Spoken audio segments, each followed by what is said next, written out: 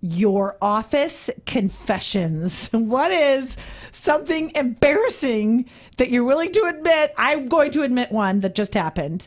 What is an embarrassing office thing that happened to you while you're at work? Today? Like this just hour? Any time. like a lot of that happens to you? Well, I'm completely horrified what just happened to me. Completely horrified. Okay, go for it. Tell them. My fault. What happened?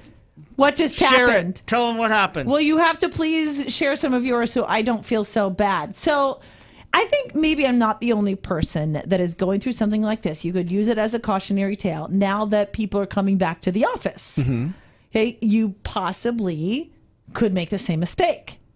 So I started this job a year ago when not many people were in the office. There was only essential employees. So now that non-essential are starting to come in every once in a while, I don't know who they are. Right. Well, some employees have decided that they're going to work from home permanently, or at least the majority of the week. Yes. So they're not in on a regular basis. And we're down in another part of the studio, where the studios are, but there's other offices on the other side of the building. They don't Sometimes want us by we them. don't even.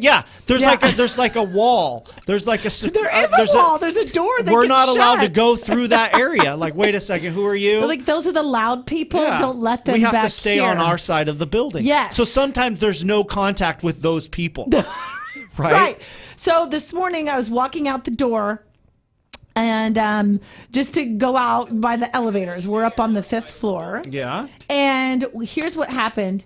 I go out and there's someone there standing out that side of our main entry door, which is like Fort Knox. You have to have passcodes and key cards and everything to get in to this building. It's nice and safe. So I walk out there and there's a person standing there like this. Wait. With this on. Okay. Like this. I was like, hi, can I help you? I was not expecting somebody to be out there. You thought maybe it was a listener, maybe there to, or maybe a guest here for an interview, somebody picking up tickets to something. So you're trying to be nice and be helpful. And hey, can I help you with anything? Yes. I work here. Yes. You know? And I didn't say that. And so you were trying to be nice and polite. Well, I was stunned at first because it surprised me. So I was like, you were surprised that somebody was out front in the lobby? Because nobody's been at the office forever. It's been a ghost town. So when you offered to help, I just said, hi, is there something I can help you with? Nope. I was like, oh, geez. Nope. And so I quickly got in the elevator. That's a suspicious response. It was weird. Yeah. Somebody would just say, nope. Like you would think, oh no, okay, I'm here doing this. You have some kind of explanation, right? Usually, I was like, so I just were like, just something, but not just no. So I got the heebie-jeebies. Okay, and I got in the elevator and I went down and I called our front desk receptionist. Was like, hey, be careful. There's somebody there. And then, first I called security downstairs and I alerted. I was like, hey, there's somebody up there that I'm not sure is supposed to be up there. You might want to check it out. Mm-hmm. And then it wasn't actually security, though. I think it was the janitorial man. He's so nice. Yeah. So then I go, hold on. Let me get my wrench. I'll take care of that. Yeah. Whatever. He's like looking for his taser, looking for his gun. I got a pair of pliers. Felt like I had to tell somebody. I wonder if he's like, whatever. Like if he was actually reported it to anybody. I don't think so. Hopefully not. And then I call our receptionist. It's like, hey, don't answer the door. FYI, I feel like somebody's out there that doesn't belong. And she's like, what does he look like? Somebody out there that doesn't belong. I don't remember the exact phrase, but I was worried. And she goes, what? And she goes, who is it? What does he look like? And I described the person, and she's like, Amanda, he works here. And she was cracking up probably at the time, right? Dying. Yeah. I'm so embarrassed because that person hasn't been in the office. I've never seen that person. You're aware of there is a person that works here with that name. There is that person, but you've never seen them in person. I've never even seen them on a Zoom. Right. I never have ever known what they look like. Right. And so you called security on this person who could have been escorted out of the building. SWAT teams could have arrived. He could have been arrested and handcuffed and taken away.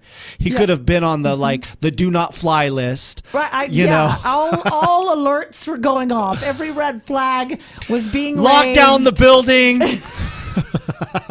Lockdown the building, everybody. Amanda is reporting a suspicious character. Nobody go outside.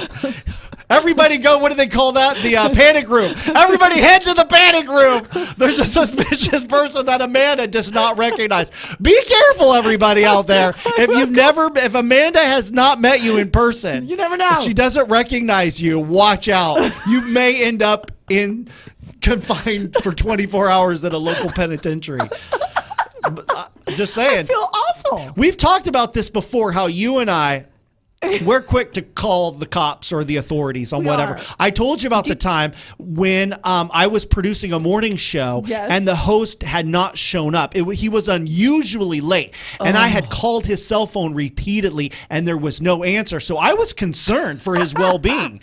And so I said, and so, like, the show was about to start and he's not there. He's always like an hour and a half early to the show, and he was not showing up. So I was concerned, so I called the cops, and they showed up at his house going, banging on the door, and he wouldn't answer. Then they banged on the door even louder. Finally, he comes to the door in his PJs, and he's like, huh? What's going on? Apparently, he had slept in. It had been a long weekend, and he had hit the snooze button, and it was a long weekend. And the cops said, hey, are you this person? Your producer's calling. You got a show to do. Do you need an escort down to the radio station? I've done that. Then he gets to the morning show, and that's what he talks about, is how Matt called the cops on him because he was late to work. What else? So he didn't have anything else prepared. Right, exactly. I'm not doing the show. I got nothing prepared.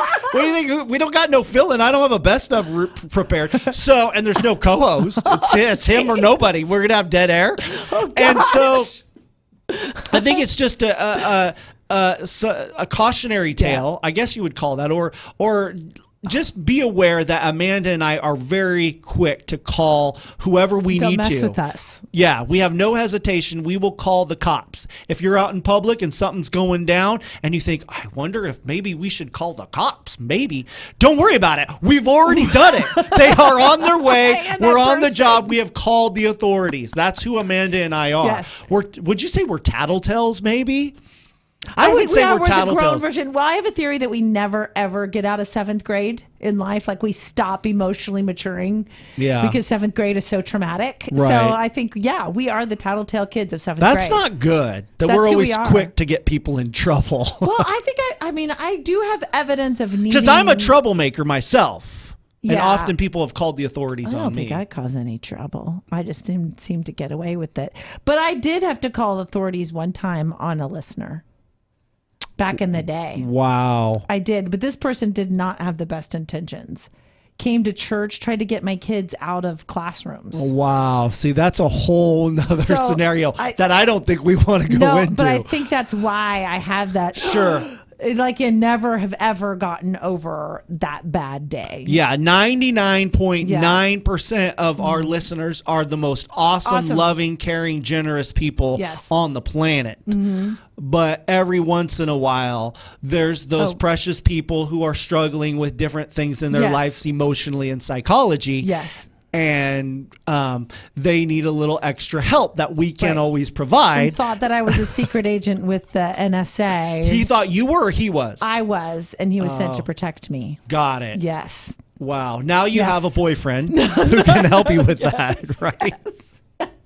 It was not a Fish listener. That was another radio station. Oh, got it. Oh, that makes a lot of sense. Not a Fish listener. Right. Thank goodness. Yes. That's true. Be very suspicious of those listeners of other radio stations. Tell me I'm not the only person that has had these embarrassing things now that we're going back to the office happen to you? Because I feel like we're kind of out of office practice. Mm-hmm. You know what? Like, best case scenario, best practices is what I'm saying in the office. Embarrassment is just my way of life. I have come to that conclusion where not oftentimes, like a lot, I will embarrass myself, but I won't be embarrassed. I will do things that will embarrass the normal person. Or sometimes I might embarrass you. No, I never get embarrassed. Other people, very rarely. So other people are embarrassed for you, but you're not embarrassed for yourself. My wife on a regular basis is concerned when we go out in public, am I going to do something that might embarrass her? Not in a bad way, but say something goofy. So basically like my teenage kids. Yeah. Okay. Well, you call me a teenager? I just think... No, I'm saying your wife feels like that around you. Like Correct. the way my teenagers feel around me. Correct. Oh. But yeah. I just like to be goofy, and I have no hesitation walking up to strangers and being goofy. I like it. Yeah, I'm comfortable around strangers. I'll go personal about anything. I'm like that. You do. And my wife is the opposite. She's more reserved and everything. So oftentimes I'm apt to embarrass other people by my behavior. Yeah, I think a year of knowing you now. I have learned but sometimes many things. It's interesting. I'm sure you've learned things of me. Oh, absolutely. Right. And I'm like, I know now that you will just spontaneously pray for people. Yes. Right. And that's normal. But at first I'm like, we're praying. Right. I'm like, okay, this is what's happening. So now I'm like, okay, great. Because I know where your heart is and I know your intention. I'm like, okay, Matt's got a moment here. And we're going to do this. My power can be used for good, like in situations like that, or it can be used to embarrass people where I say things that are inappropriate. And I don't mean to be rude or anything. No. I'm just like, hey, I tell it like it is. I'm uncensored. Like that day I wore an orange dress and you said I looked like a traffic cone. Right. Now or a prison inmate. Oh yeah, now I'm not. I'm not offended by that anymore. I think the year ago Amanda would be like, "What?" Now I'm just like, "That's Matt." See, Amber relates to me. Okay. She understands that that there are people in this world, who are like that. Oh, so is that what she said? Yeah. No one else is willing to admit. Oh no, they're embarrassing situations. I asked too. It's too embarrassing. It's too embarrassing. Oh come on, no one. I'm trying to think of other situations where I've done things. I cracked open my embarrassment. I've had a lot of dreams that if they were reality would be pretty embarrassing. Let's not share those. I don't. Now I'm. You haven't had dreams. Now I know exactly okay, come how on. Jeannie feels. You haven't had dreams of showing up to work not fully dressed. No. Everybody has those dreams. I don't know why people do, but they do. Don't lie. Now I know how Jeannie feels. You've had dreams. You've had dreams showing when you were a kid. You had dreams of coming to school not fully dressed. But correct? I don't talk about them in front of the class. No, but I'm just saying. Yes. I'm just saying everybody has those things. So I'm just making the point that would be incredibly embarrassing if that happened, if my dream came to fruition. Okay. I'm just saying. Thank God it never has. Thank goodness. I just, you have those dreams. What? See? I'm just okay. That whole right there is just making a point, or I have no filter. Yeah, no filter. Hashtag no filter, Matt.